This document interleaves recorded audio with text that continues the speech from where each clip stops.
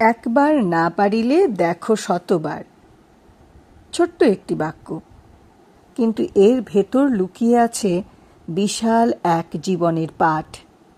এটি কেবল একটি প্রবাদ নয়, এটি হলো ধৈর্য, চেষ্টা আর আত্মবিশ্বাসের বাস্তব উদাহরণ।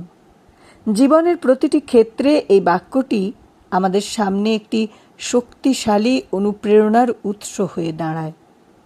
মানুষ মাত্রই ভুল করবে, ব্যর্থ হবে, কিন্তু ব্যর্থতা কখনোই শেষ নয়, বরং এটি সফলতার প্রথম সিঁড়ি।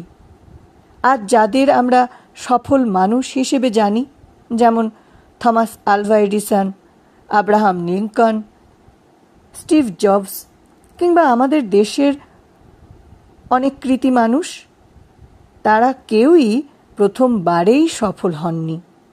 তাদের জীবনেও ছিল শত শত ব্যর্থতা, কিন্তু তারাও থেমে যাননি। তারা আবার চেষ্টা করেছেন, আবার ব্যর্থ হয়েছেন, তবুও হাল ছাড়েননি। কারণ তারা বিশ্বাস করতেন, একবার না পারিলে দেখো শতবার।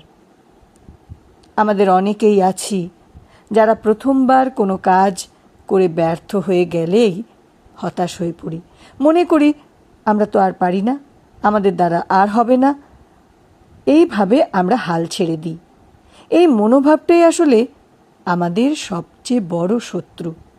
জীবনে সাফল্য পেতে হলে দরকার ধৈর্য, সততা এবং অবিরাম চেষ্টা। একজন কৃষক যদি একটা মৌসুমে ভালো ফসল না পায়, তাহলে কি সে চাষবাস করা বন্ধ করে দেয়? না, সে আবার চেষ্টা করে, পরের মৌসুমে আরও ভালোভাবে প্রস্তুতি নেয়।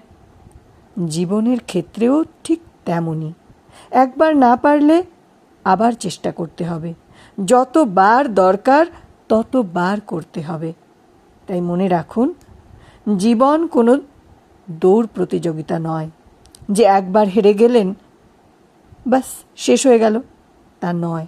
বরং এটি একটি যাত্রা, যেখানে হোঁচট খেয়ে পড়ে গেলেও আবার উঠে দাঁড়ানোর সুযোগ আছে, আবার চলার সুযোগ আছে, এবং সেভাবে চলতে পারলেই আসবে আসল সাফল্য।